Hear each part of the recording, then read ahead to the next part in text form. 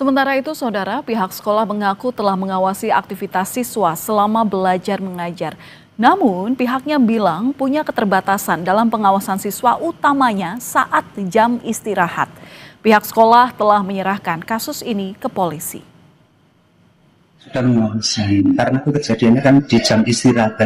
Sehingga kan nggak mungkin kami harus memantau di masing-masing lokasi. Walaupun kami ada CCTV, ada CCTV-nya, tapi yang di lantai atasnya nggak ada, yang ada di lapangan. Dan CCTV-nya sudah diamankan pihak. Berarti pada saat kejadian tidak terpantau CCTV ya Pak? Ya mudah-mudahan saja, karena saya nggak tahu isi CCTV-nya. Belum cek ya? Belum cek, dan ini barangnya kan ada di Polres. Ya kalau terpantaunya mungkin pas posisi korban di bawah kalau pas adegan itu ya begitu.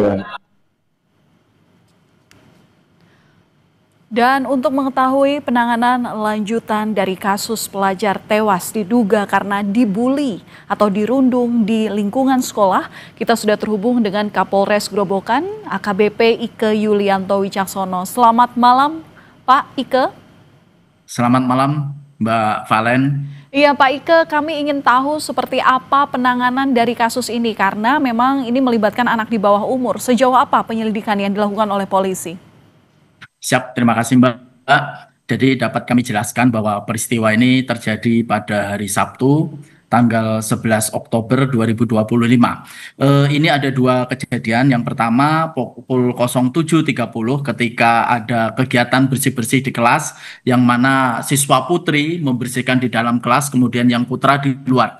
Kemudian mulai terjadilah saling ejek antara keduanya. Dari pelaku diduga pelaku atas nama inisial FEK menyampaikan kamu perempuan, kalau perempuan di dalam. Kemudian dari korban menyampaikan aku tidak perempuan sambil menendang diduga pelaku FEK. Kemudian peristiwa berlanjut ketika terjadi jam istirahat pukul 11.30 di mana ada celetukan siswa, awakmu berani sama siapa? Akhirnya dijawab oleh korban, saya berani sama inisial A. Kemudian mereka berkelahi. Pada saat berkelahi, korban jatuh dengan posisi kepala kena lantai. Kemudian kejang-kejang dibawa ke UKS. Setelah dari UKS, guru tahu, dibawalah ke Puskesmas. Setelah diperiksa di Puskesmas, ternyata korban ini sudah dalam keadaan meninggal dunia.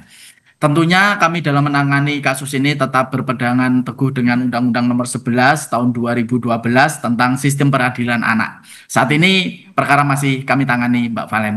Oke, tadi disebutkan bahwa saksi yang diperiksa sudah ada 9 orang, siapa saja mereka, dan dari masing-masing apa yang didalami polisi dari keterangannya? Ya, betul. Ya, yang kami dalami saat ini menjadi 10 karena tadi sore kita melakukan pemanggilan lagi. Jadi ada 4 orang guru, kemudian 6 orang dari siswa, teman-temannya semuanya. Karena ini anak tentunya kita dampingi oleh Bapas dan instansi terkait. Oke, Pak Ike, ini kalau kami baca di media, ini ada pengakuan dari pihak orang tua yang mengaku bahwa anaknya ini menjadi korban perundungan.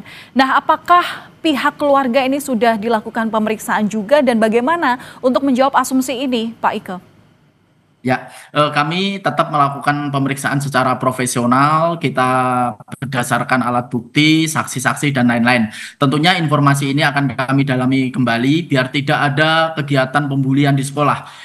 Tim kami sudah ke sekolah, kita juga melaksanakan kegiatan trauma healing kepada siswa-siswa, jangan sampai peristiwa ini terulang. Kemudian kami juga saat ini sudah melakukan berbagai kegiatan, koordinasi dengan instansi samping, baik Bapas, kemudian PPA dan Dinas Pendidikan untuk mencegah agar tidak terjadi di sekolah manapun. Oke, ini hasil otopsinya seperti apa, Pak? Saat ini dugaan awal hasil otopsi bahwa ada patahan di tulang bagian kepala. Jadi yang menyebabkan meninggal adalah patahan di tulang kepala yang menyambung dengan kepala yang belakang. Itu hasil otopsi awal. Oke, berarti barang bukti apa saja Pak yang saat ini sudah dikantongi polisi? Kalau saat ini barang bukti dari hasil otopsi, kemudian dari hasil pemeriksaan saksi korban, kemudian karena ini tidak menggunakan alat, jadi kami lebih banyak ke arah saksi, hasil otopsi, kemudian CCTV yang digunakan. Yeah. Oke, apapun ceritanya memang harus ada kepastian hukum, kami kawal Pak, apapun nanti hasil penyelidikannya karena memang hukum seadil-adilnya harus ditegakkan. Terima kasih sudah berbagi informasi dengan Kompas TV di Kompas Malam, Kapolres Grobogan AKBP Ike Yulianto Wicaksono. Selamat malam Pak, salam sehat selalu.